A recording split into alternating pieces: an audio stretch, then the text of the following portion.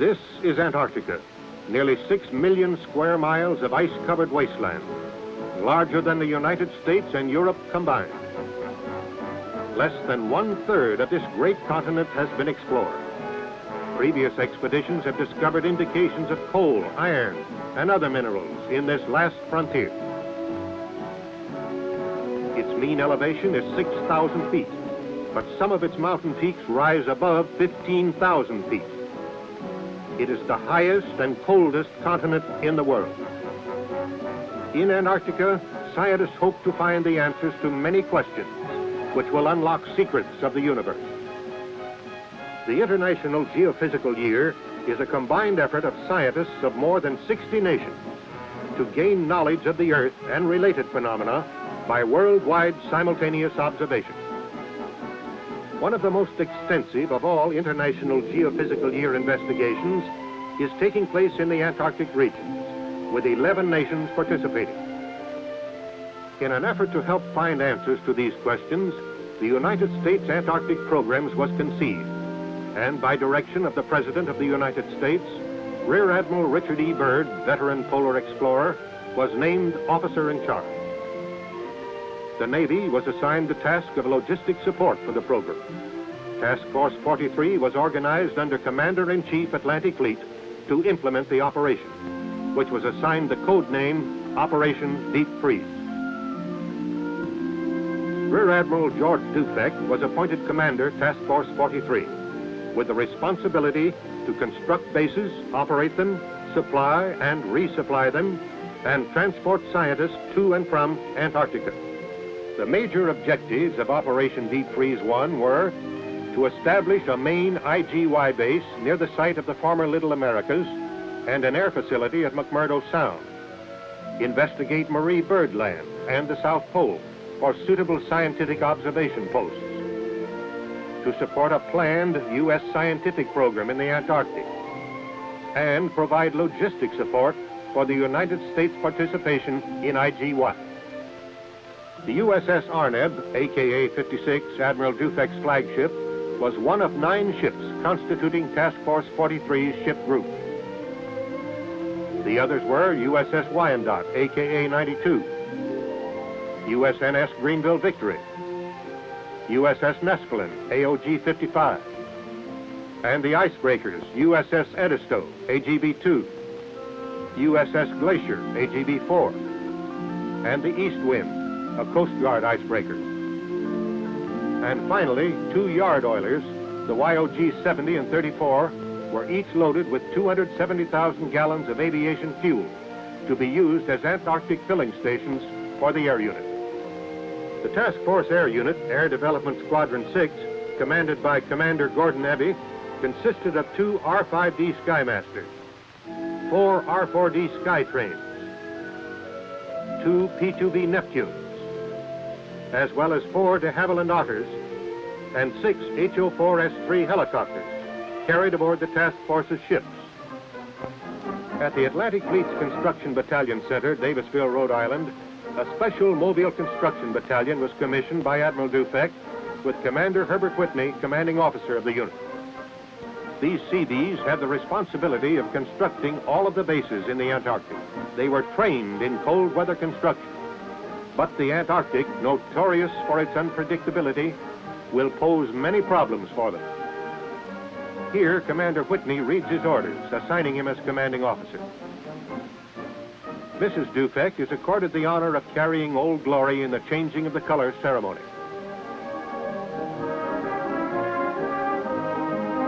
Miss Julia Hawks, selected by the crew as co-sponsor, representing the women who must remain behind, carried the battalion flag.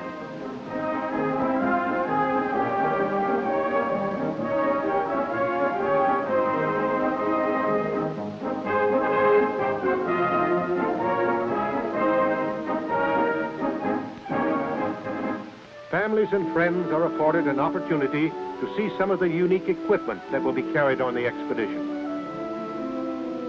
It's a 10,000-mile trip down there.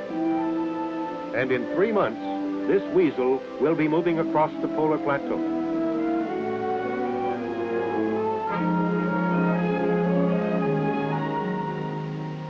Jr. checks it out, while Mom inspects this tent.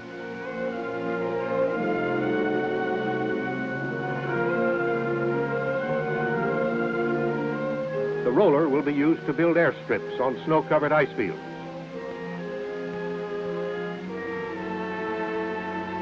A winterized portable building. This will be used on the trail for a mess hall and radio communication. In August 1955, the task of receiving, packaging, and loading the ships of Task Force 43 began at Davisville, Rhode Island. Here were loaded an estimated 20,000 measurement tons of cargo, bulk petroleum products, and the Antarctic life preservers, sled dogs. The first departure at Davisville in early September was marked by the excitement and sadness of farewell.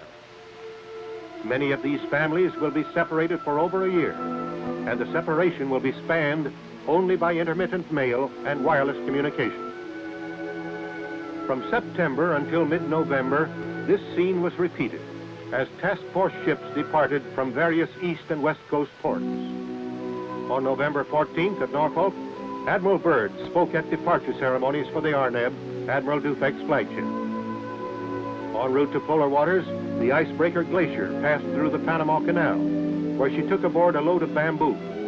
Later, at sea, the bamboo was cut into strips. It will be used as trail and supply dump markers in the deep snow. Other preparations for the expedition were carried on at sea. Here, sleds are being rigged. In equatorial waters, the routine was interrupted by the traditional ceremonies conducted by King Neptune and his court.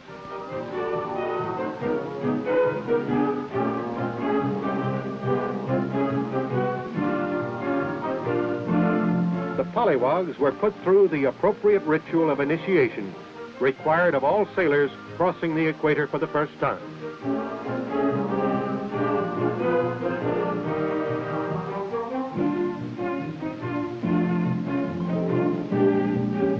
Among the Operation Deep Freeze personnel were several foreign officers. Here they inspect the Navy's newest and most powerful icebreaker.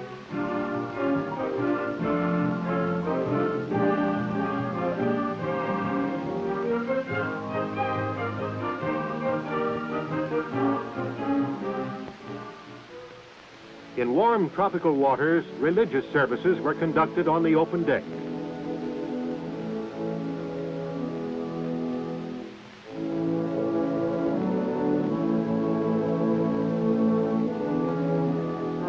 And on at least one occasion, the ship paused far out in the Pacific, while crew members took a dip and acquired tans that they hoped would last out the Antarctic winter.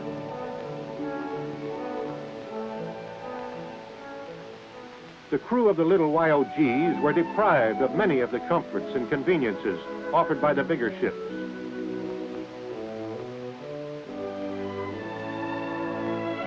Here a line is shot to the vessel, and a high line is rigged to send supplies across. Two of these vessels were towed to the Antarctic. Life aboard them was rough, wet, and lonely. Thanksgiving Day aboard the ships was celebrated in the South Pacific, far from a supermarket. But the ship's mess tables were amply provided with the traditional bird and trimmings. The USS Glacier arrived at Port Littleton, New Zealand, December the 7th, 1955. Here she was joined by Captain Gerald L. Ketchum, Deputy Task Force Commander, and Admiral Byrd. On December 10th, the Glacier began the final leg of its journey to Antarctica, as hundreds of New Zealanders gathered at the pier to bid the ship and its crew a bon voyage. 6 days later, the Glacier received her baptism of ice near Scott Island when she entered the ice pack. December 18th, the task force sighted the Antarctic continent when Mount Erebus, the only known active volcano in the Antarctic, towering 13,000 feet above McMurdo Sound, came into view. The Glacier moored to the ice, and its helicopter flew a survey party ashore to find an area on the bay ice suitable for a long, flat runway that would support the weight of the large planes of the air unit. Commander Abbey and Commander Whitney surveyed an 8,000-foot strip of ice at the south end of McMurdo Sound. They tested its thickness with a gas-powered chainsaw to determine if the ice would support heavy planes without skis. This site was found to be suitable. It was located immediately north of the 1902 expedition camp of Royal Navy Captain Robert Scott, leader of the second party to reach the pole. Food stores left here by the Scott party over a half-century ago were found to be perfectly preserved and quite edible. The glacier then unloaded vehicles and materials for the establishment of a temporary base camp to support Seabee and air contingents until permanent buildings were completed. Some permanent inhabitants arrived to discharge their ambassadorial duties by greeting and entertaining the visiting delegation from the United States. The emperors are the best-known year-round inhabitants of the Antarctic. Penguins are equipped with built-in toboggans for traveling over the snow. This Adelie penguin rookery was located less than 1/2 mile from the glacier's moorings. With the completion of the airstrip, Captain Ketchum and party transferred to the ice to await the arrival of the Edisto. From this ship, he would direct operations in the area. The USS Edisto arrived soon after the glacier departed McMurdo Sound to furnish logistic support for air operations and construction parties. The offloading began immediately. Supplies, equipment, and materials were unloaded for transportation to the temporary camp and airstrip sites. The sled dogs were happy to be in their element and were eager to go.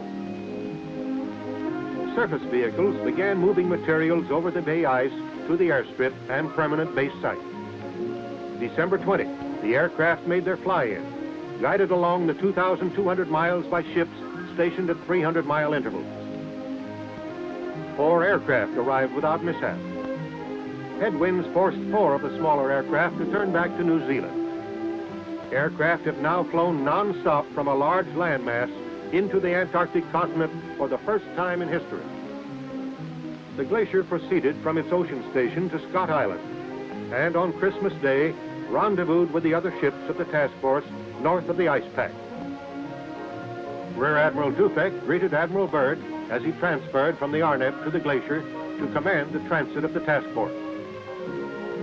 The mighty glacier led the column through the ice pack. Clearing the pack 4 days later, the task force was met by the Edisto, which led the Wyandotte and Nespelin into McMurdo Sound. The glacier escorted the Arnebb and Greenville Victory on to Canaan Bay, 450 miles to the east. December 28th, the Wyandotte and Nespelin arrived at McMurdo Sound and sent a mooring party ashore to bury timbers, called dead men, for attaching the ship's mooring lines. After the long flight from New Zealand, an even more hazardous task was undertaken. Aircraft taxied 30 miles directly to the tanker Nespelin to expedite flight operations and take full advantage of the little remaining good weather. Refueling at the ship, the aircraft were on ice only 4 feet thick, over water 1,800 feet deep. A temporary camp was established and air operations commenced immediately. An R-5D using wheels rather than skis makes a jet assist takeoff, beginning a long-range exploratory mission. In less than 1 month, pilots of VX-6 mapped and photographed over 1 million square miles of territory, never before seen by human eyes. Later, Admiral Byrd, Dr. Paul Seipel, and other Antarctic old-timers paid a visit to the site of Little America 1 and 2. They located this radio tower, built during Byrd's 1929 expedition. When first erected, it stood 75 feet above the surface of the snow. On January 4th, 1956, Little America was officially commissioned by Admiral Byrd and Admiral Dufek. The glacier, after carving out a mooring in Canaan Bay for the cargo ships, was ordered by Admiral Dufek to McMurdo Sound to assist Captain Ketchum. For 10 days, the Edisto and the Coast Guard East Wind attempted to cut a channel through the ice of McMurdo to within a reasonable distance of the base site at Hut Point. During this time, only 14 miles had been gained. the glacier went to work on the ice. It takes immense power and tons of weight to accomplish the feat of crushing acres of ice, ranging from 10 to 12 feet thick. These scenes, taken from the ice, show you the power of the glacier. An icebreaker, contrary to popular idea, does not break ice by cutting through it, but is so designed that the bow will ride up on the ice, and in a porpoising action, the sheer weight of the ship crushes and cleaves through the ice. In 48 hours, she came within 6 miles of the base and established an offloading point and a turnaround circle. The 30-mile artery through the ice was named Glacier Channel. Since bay ice did not move out into the open sea as anticipated, it was too risky to bring the cargo ships into the channel. Therefore, the 3 icebreakers were required to shuttle supplies from the ships through the channel to the offloading point. Here at Glacier Point, the cargo is unloaded for transfer to the base site. The unloading operation involved a calculated risk. The Glacier's cargo handling equipment, designed for only 12 tons, lowered a 24-ton V8 tractor. The risk paid off. Cargo moved the 6 miles to the camp, loaded in tractor trains. This operation involved many hazards because of the treacherous bay ice.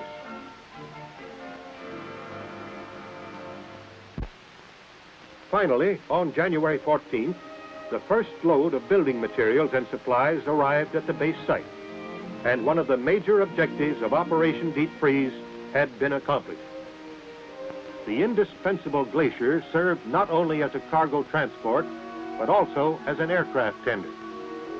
By January 18th, above freezing temperatures had caused ice runways to melt and crack. The aircraft, after receiving their final refueling and maintenance from the glacier, took off for New Zealand.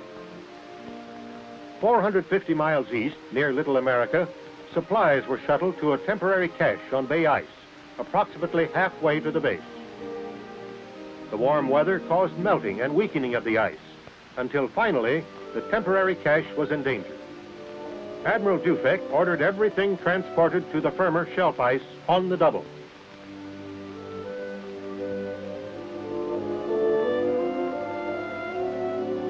Every available tractor, carry lift, and helicopter was pressed into use.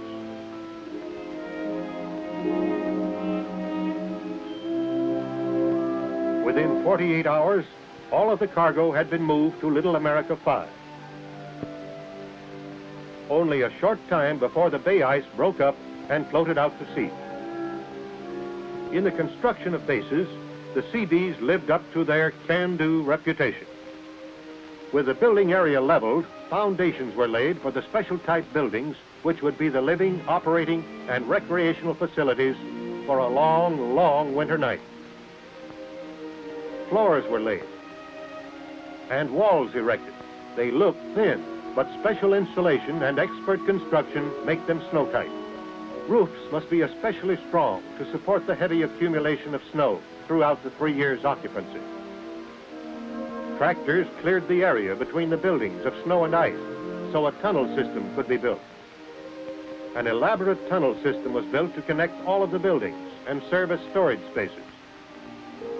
Both here and at McMurdo Sound, 250,000-gallon fuel tanks were constructed to serve as storage for aviation fuel to be used in Operation Deep Freeze 2. When completed, these tanks were filled from the USS Nestlet, moored about 4 miles away. The problem of transporting fuel 4 miles was met by using several collapsible fuel hose storage tanks provided by the Marine Corps. This tank, when unrolled and filled, holds 10,000 gallons. Gasoline was pumped to these tanks, and by increasing the pressure at booster stations with auxiliary pumps, was finally brought to the huge fuel tank at Hut Point through portable pipeline. This experimental crevasse detector, designed to give a signal when a crevasse was approached, proved not completely reliable when used by trail parties. The loss of an otter supporting aircraft and the failure of the crevasse detector delayed the Marie Birdland trail expedition. With winter weather setting in, the project was postponed until Deep Freeze 2. To climax the activities of Operation Deep Freeze 1, the Glacier, with Admiral Dufek aboard, made a notable cruise around the Antarctic continent. The purpose of this voyage was to locate suitable sites for more IGY stations to be established in later operations. Survey crews returning from surveying a possible site on the Knox coast experienced the sudden fury of an Antarctic blizzard, a vanguard of the fast-approaching polar winter. Their small craft fought through the icy seas to the side of the glacier and was finally hoisted safely aboard. The Glacier's cruise around the continent brought Deep Freeze 1 to a successful conclusion, and she pointed her bow northward, leaving behind 73 men at the Little America base and 93 sailors and scientists at the Naval Air Facility in McMurdo Sound. With the wintering over party were 1,500 tons of supplies and materials to sustain them through the coming year of isolation from the rest of the world. Some of these materials will go into the construction of bases at the South Pole and Marie Byrd Land before ships return to the Antarctic. At the base of Observatory Hill, men prepared for the bitter cold and the violent winds of the long winter night. And at sea, the Glacier plunged northward into warmer, ice-free waters. Her destination, the United States, where she would be fitted out for Operation Deep Freeze 2.